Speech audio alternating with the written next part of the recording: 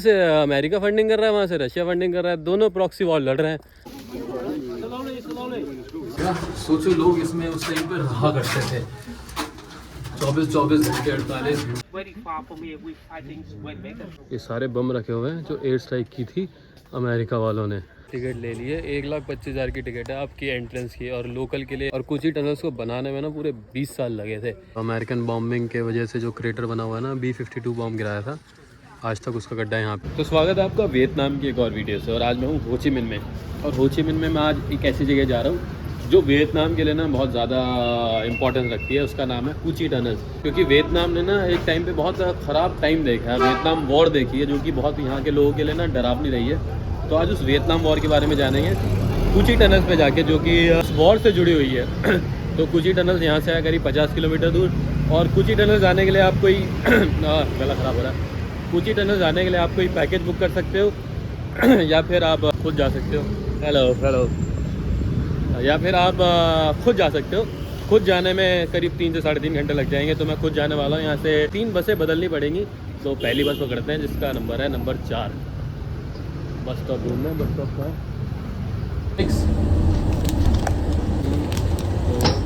तो अपनी बस आ गई है नंबर 4।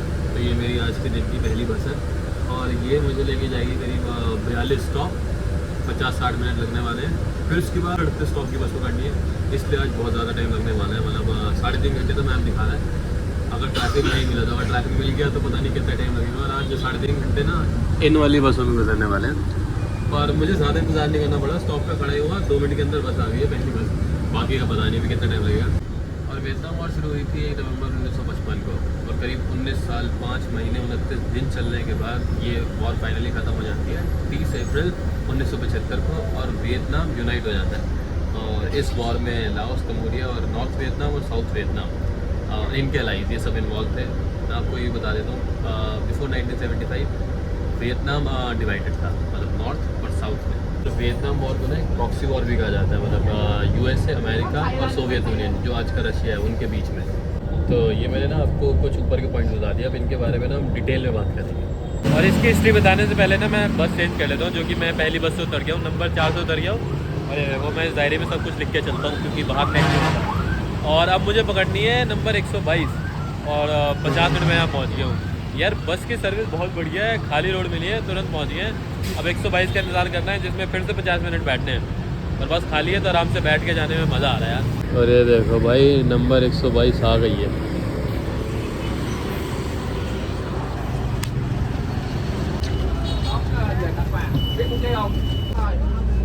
और हर बस की टिकट ना स्टैंडर्ड है, मतलब 6,000 ही आपकी मैक्सिमम टिकट होगी और मिनिमम टिकट भी 6,000 ही है। मैं दूसरे स्टॉप पे पहुंच गया हूँ और यहाँ से अभी भी 1 घंटा बचा है, पर जल्दी चल रही है बस, तो कोई दिक्कत नहीं हो रही है। बाकी अब बात करते हैं वियतनाम वॉर की। तो वियतनाम को आज़ादी मिली थी 2 सितंबर 1945 को जापान से। जापान ने वियतनाम पे कब्जा कर लिया था सेकेंड वर्ल्ड वॉर के टाइम पे। और जैसे ही जापान वर्ल्ड वॉर में हारा तो उसे यहाँ से तो उसे वियतनाम को छोड़ना पड़ा। उसके बाद यहाँ पे फ्रेंच आ गए, तो उन्होंने अपना फ्रेंच कॉलोनी सेटअप कर दी यहाँ पे। फिर फाइनली जाके 1954 में फ्रेंच को साउथ वियतनाम से मिस्टर हो ची मिन की मदद से खदेड़ दिया, मतलब उन्होंने निकाल दिया फ्रेंच को यहाँ से। पर फिर भी फ्रेंच नॉर्थ वियतनाम में रह गए। और इसी टाइम पे ना साउथ और नॉर्थ वियतनाम डिवाइड हो गया 2 हिस्सों में, जहाँ पे साउथ में रूल करते थे कम्युनिस्ट पार्टी जो यहाँ की थी साउथ वियतनाम की, जिसको मिस्टर हो ची मिन लीड करते थे। और नॉर्थ वियतनाम में थे अपनी फ्रेंच रूल। तो वियतनाम को यूनाइट करने के लिए, मतलब साउथ और नॉर्थ को मिलाने के लिए कम्युनिस्ट पार्टी ने अपना आगे हाथ बढ़ाया। और जो नॉर्थ वियतनाम था वो थोड़ा वेस्ट से इन्फ्लुएंस था, तो वहाँ पे अमेरिका भी था, फ्रांस भी था और बाकी लोग भी थे। और साउथ में अगर जहाँ पे अमेरिका है तो उसके ऑपोजिट रशिया तो हो गई। तो प्रॉक्सी वॉर का मतलब यही होता है कि प्रॉक्सी वॉर क्या होती है कि जब भी कोई कंट्री ना आमने सामने होती है, पर वो लिटरली आमने सामने नहीं होती, किसी और कंट्री में किसी के एवज में लड़ाई लड़ रही होती है। तो रशिया और अमेरिका यही कर रही थी वियतनाम में, साउथ और नॉर्थ के नाम पे। का तो बस का सफ़र बढ़िया गया है, पर अब जब जहाँ मैं खड़ा हूँ ना, ये खाली सा एरिया है। देखो यहाँ पे ज़्यादा कुछ लोग दिख भी नहीं रहे और यहाँ बस भी नहीं आ रही है। मतलब मुझे यहाँ पे 5-7 मिनट हो गए हैं और यहाँ बस की ड्यूरेशन में लिखी है कि हर 18 मिनट में आती है। अगर 18 मिनट में नहीं आई तो दिक्कत की बात है, मतलब गलत जगह ना फंस जाऊँ। क्योंकि अब मैं बिल्कुल हो ची मिन शहर से बाहर की तरफ आ चुका हूँ तो बस का इंतज़ार करना ही पड़ेगा, खाली जगह पे क्या ही कर सकते हैं यार। अभी मैं यहाँ खड़ा था ना, मैं देख रहा हूँ कि दो बंदे मतलब दो स्कूटी आई हैं ऐसे, जो मेरे को देखे यहीं सामने खड़े हुए और यहीं से यू टर्न लेके वापस चले गए। मतलब मुझे घूर के देख के गए हैं, क्या पता उनको यू टर्न ही लेना हो। मैं गलत ही सोचता हूँ ना, मैं नेगेटिव सोचता हूँ बिल्कुल, पर फिर भी यार खाली एरिया है तो थोड़ा संभल के रहना पड़ेगा। मुझे देख के गए हो या अपने काम से देख के गए हो तो सावधान रहना पड़ेगा फिर भी। और भाई 70 नंबर की बस आ गई है और ये देखो इसकी टिकट है 7,000 रुपये की, बाकी सबकी 6,000 की थी, इसके 7,000 की। और इस बस में ना एक चीज़ अलग है, ये देखो यहाँ पे बैठते हो, अगर यहाँ पे बैठते हो तो जूते उतारने पड़ेंगे, यहाँ पे पीछे नॉर्मल बैठ सकते हो। अगर इस वाली सीट पे बैठना तो जूते उतारने पड़ेंगे, तो मैंने जूते उतार दिए हैं। बढ़िया यार, मतलब मुझे लग रहा था कहीं बस आई नहीं तो दिक्कत हो जाएगी, और बस फाइनली आ गई। 10 मिनट का वेट करना पड़ा और बस आ गई है। तो अब ये लास्ट बस थी, अब सीधा कोची टनल पहुँच जाते। और ये देखो प्रॉपर एक गाँव का एरिया आ गया। अभी बस मैं चढ़ा हूँ, मतलब 200 मीटर आगे की तरफ चला हूँ, प्रॉपर गाँव का एरिया दिख रहा है दोनों साइड। तो भाई फाइनली मैं कोची टनल पहुँच गया। ये देखो यहाँ से, यहाँ बिल्कुल एग्जैक्ट बस उतारा है और ये रास्ता है कोची टनल का, मतलब बिल्कुल सामने हमको कोची टनल के उतारती है बस। बहुत ही बढ़िया चीज़ है। अब पूछ लेते हैं। हाँ ये देखो ये रहा बोर्ड, दिख गया भाई, दिया दाओ कोची। ये देखो आपको दिखाता हूँ। अब चलो भाई कोची टनल्स के अंदर चलते हैं और देखते हैं इसकी एंट्री की टिकट कहाँ मिलेगी और कितने की है, मैं आपको बता दूँगा। और ये देखो पूरा एरिया खाली पड़ा है, 3 टूरिस्ट दिखे हैं मुझे अभी, बस कोई नहीं दिख रहा है यहाँ पे। और यहाँ रेस्टोरेंट भी बंद पड़े हैं, मतलब यहाँ पे आपको पीछे होटल मिल जाएंगे, रेस्टोरेंट मिल जाएंगे, तो आपको खाने की टेंशन नहीं होने वाली है। और मैं आगे चल रहा हूँ। एंट्री कहाँ से मेरे भाई, एंट्री का पता चलेगा आगे जाके। बड़ा खाली सा एरिया है, एक तो शहर के बहुत दूर है ना। हाँ यहाँ पे कुछ शुरू हुआ है, ये देखो यहाँ पे रेस्टोरेंट बना हुआ है, लोग बैठे हुए हैं। और कोची टनल में घुसने से पहले मैं आपको वॉर के बारे में कुछ और बता देता हूँ। जैसे कि वॉर आपको मैं बता चुका हूँ कि पूरे 19 साल चली थी, 1975 में ख़त्म हुई थी, पर 1973 में यूएस की आर्मी ने अपना यहाँ से अपने ट्रूप्स हटा लिए थे। क्यों? क्योंकि ना उस टाइम तक ना यार बहुत ज़्यादा नुकसान हो चुका था। आप सोचोगे कि इस वॉर में करीब 2 मिलियन 20 लाख सिविलियंस मारे गए थे, 20 लाख सिविलियंस, और 11 लाख जो फाइटर थे वो मारे गए, और जो अमेरिका के साइड से थे वो भी 50,000 जवान मारे गए। मतलब एग्जैक्ट नंबर है 58,200। और एक टाइम तो ऐसा आ गया था 1969 में कि अमेरिका ने ना अपने 5 लाख फौजी यहाँ उतार दिए थे। तो बहुत ही भयंकर वॉर थी। और मैं आप टिकट सेंटर के आगे पहुँच गया। मैं देखो मैं आपको बताता हूँ टिकट कितने की है। 125, 1,25,000। Where's the entrance? Entrance? Go this way. Go only one way. ये देखो ये है 2 लाख का note. Thank you, come on. तो भाई टिकट ले लिए, 1,25,000 की टिकट है आपकी एंट्रेंस की, और लोकल के लिए 25-30 हज़ार की टिकट है। फॉरेनर्स के लिए ये टिकट प्राइस है। बाकी 1975 में वॉर ख़त्म होने के बाद जैसे इस वॉर में इन्वॉल्व थी लाओस, कंबोडिया और वियतनाम। तीनों कंट्रीज़ 1975 के बाद कम्युनिस्ट गवर्नमेंट के अंडर में आ गई, और अभी तक ये कम्युनिस्ट ही हैं। मतलब यहाँ पे जो सरकार है वो कम्युनिस्ट है, मतलब एक पार्टी रूल करती है इन कंट्रीज़ को। अलग अलग पार्टी है, मतलब अलग अलग देशों में कम्युनिस्ट का मतलब ये होता है। और ये देखो भाई यहाँ पे आप गोली भी चला सकते हो। यहाँ पे कैफ़े वगैरह है। हो और ये एंट्रेंस है यहाँ की कोची टनल्स की। ये देखो। और ना कोची टनल्स ऑपरेट करना 1968 में शुरू हो गई थी, और कोची टनल्स को बनाने में ना पूरे 20 साल लगे थे। मतलब वियतकॉन्ग जो साउथ की फोर्सेस थी मिस्टर होचिमिन की, उन्होंने, उनकी फोर्सेस ने, यहाँ के लोगों ने वो बनाई ताकि वो अमेरिकन से लड़ सके, और जो नॉर्थ में जो ऑपरेसर थे उनसे लड़ सके, नॉर्थ वियतनाम में। तो 20 साल की मेहनत के बाद ये टनल बनी है, और 121 किलोमीटर लंबी टनल है भाई। लोग तो ये भी कहते हैं कि अंदर ना एक कॉलोनी बनी हुआ करती थी पहले, मतलब एक अंदर एक समाज बसा लिया था। और ये देखो जब आप अंदर जा रहे हो ना तो आपको ये फूल के पेड़ दिखेंगे जो कि बहुत सुंदर लग रहे हैं, और छू के आपको पता चलेगा कि ये नकली है, मतलब ये असली है इसकी ये ब्रांच, पर ये प्लास्टिक के फूल लगा रखे हैं।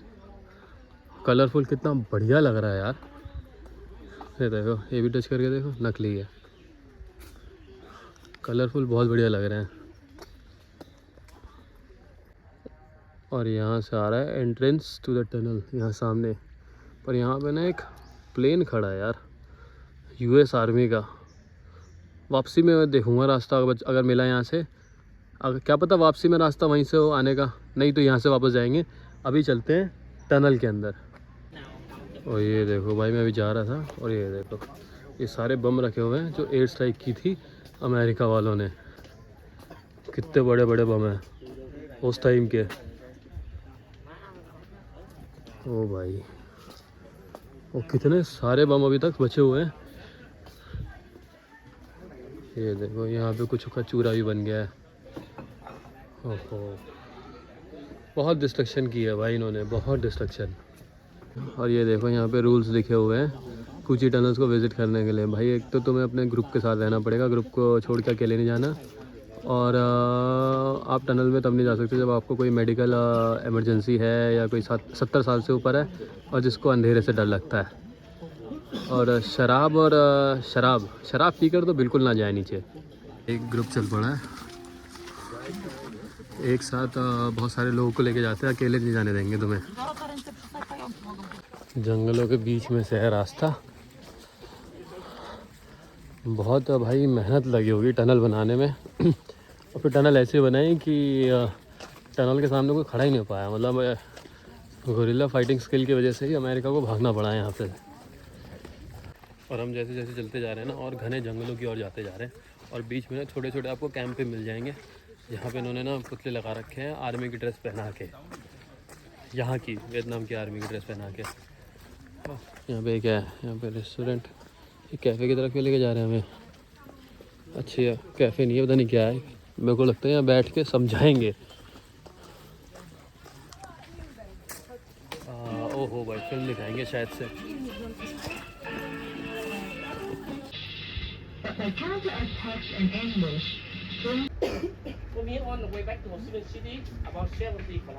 और ये देखो, ये अमेरिकन बॉम्बिंग के वजह से जो क्रेटर बना हुआ है ना, B-52 बॉम्ब गिराया था, आज तक उसका गड्ढा यहाँ पे आज भी है। और अब गाइड हमें लेके चल रहा है। तुम्हें गाइड की ज़रूरत है। क्यों? गाइड ने बोला अगर तुम बिना गाइड के जाओगे ना तो इस जंगल में खो जाओगे। और एक इन्फॉर्मेशन करेक्ट कर देता हूँ, टनल 120 किलोमीटर की नहीं है, 250 किलोमीटर की है। और ये देखो, ये अपनी पहली टनल है और उन लोगों को घुसने के लिए मना कर दिया ऊपर नीचे रहता है। और जिन्हें सांस की दिक्कत है वो ना घुसे। वो देखो सब इंतज़ार कर रहे हैं वहाँ पे जो नहीं घुस सकते।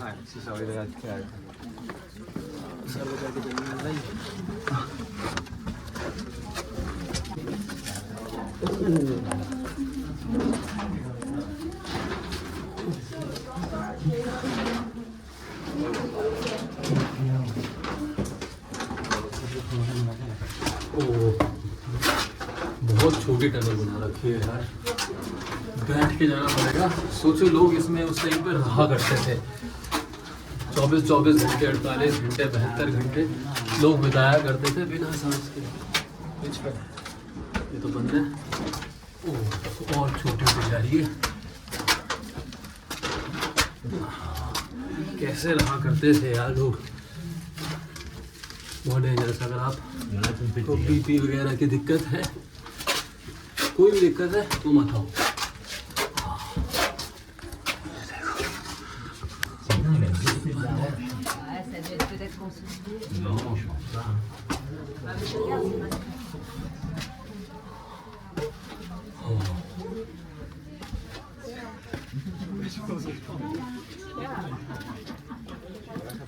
हाँ, बाहर निकल गए। वेंटिलेशन के लिए यहाँ पे हॉल है, वेंटिलेशन के लिए यहाँ पे गड्ढा है थोड़ा सा। ओ भाई, इतने छोटे से वेंटिलेशन है।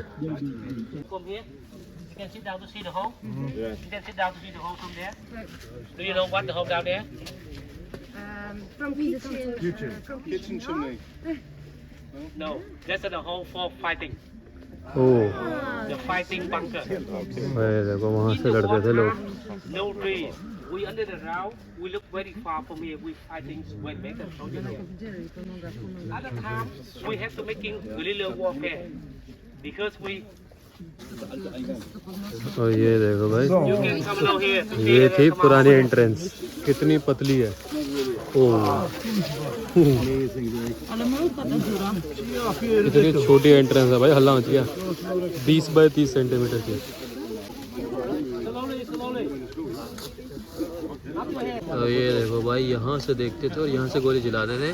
और ये उस टाइम पे तो जंगल था नहीं, क्योंकि उन्होंने बॉम्बिंग से सब उड़ा दिया था. तो उन्हें अमेरिकन सोल्जर को पता ही नहीं चलता था कि गोलियाँ कहाँ से आ रही है या एरो कहाँ से आ रही है. And they couldn't know. So when someone take on from this side, the other side cover.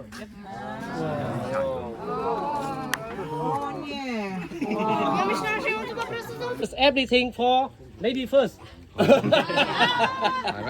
अलग अलग तरह के ट्रैप बना रखे हैं. और जिसने फॉरेस्ट गम देखी है ना, उसको पता चल जाएगा, क्योंकि उसमें थोड़ा वियतनाम वॉर का दिखाया हुआ है. ऐसे ही ट्रैप दिखाते हैं भाई इस फिल्म में. अब क्या दिखा रहे हैं भाई, तो भाई ये देखो मेरे सामने है, ये क्रेटर बना हुआ बम की वजह से. और अभी मेरे भाई ने एक बात बताई है कि जब हम इतनी सारी सॉइल डिग करते थे तो सॉइल छिपाते कहाँ थे. तो उसने बताया 3 रास्ते थे हमारे सॉइल छिपाने के. तो जो ये क्रेटर बन जाते थे उन पे सॉइल रख देते थे, और दूसरा नदी के सहारे बहा देते थे. और एक ना तीसरा क्या था, तीसरा वो बनाते थे पहाड़ और उस पर लगाते थे लैंड माइन्स और ब्लास्ट करते थे, और सॉइल इधर उधर फैल जाती थी. क्योंकि इतना गड्ढा खोदेंगे तो जो मिट्टी आएगी उसको छिपाने में भी टाइम लगता है, और कहाँ छिपाई ये बड़ी बात होती है, नहीं तो पता चल जाएगा. ये देखो तेरी टनल यहाँ से और आगे चलते हैं. और ये देखो, ये है मिलिट्री हेल्थ बंकर, मतलब यहाँ पे हॉस्पिटल टनल के अंदर. तो अब इस टनल के अंदर चलेंगे.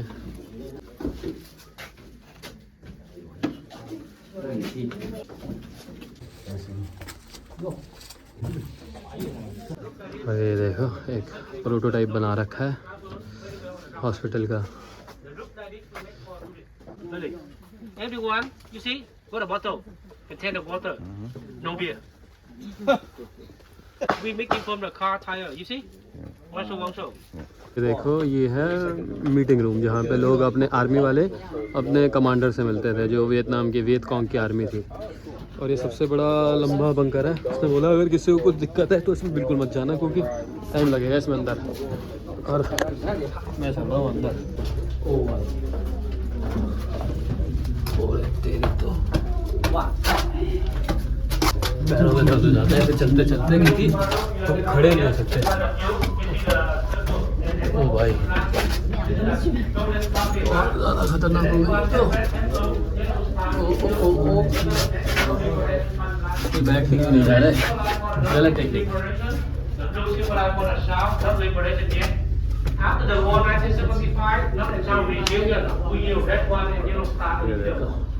We use oil on the candle for like the other.